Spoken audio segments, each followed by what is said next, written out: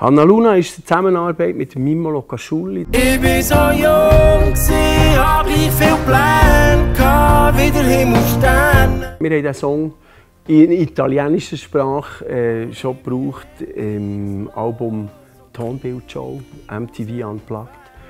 Der Mimmo singt auch dort. Ich habe den Text auf Berndeutsch geschrieben. Benz Friedli hat ihn übersetzt und der Mimmo Locaschulli hat dann seine eigene Poesie aus der italienischen Übersetzung gemacht. Der Song handelt von einem alten Mann und seiner Tochter. Ein nächtliches Gespräch an einer Schmine, eine ganze Nacht. Die Nacht fängt an, der Song fängt an und wenn der Morgen kommt, hört der Song auf. Das ist Hanna Luna. Hanna Luna heisst, weil meine Tochter Hanna heisst.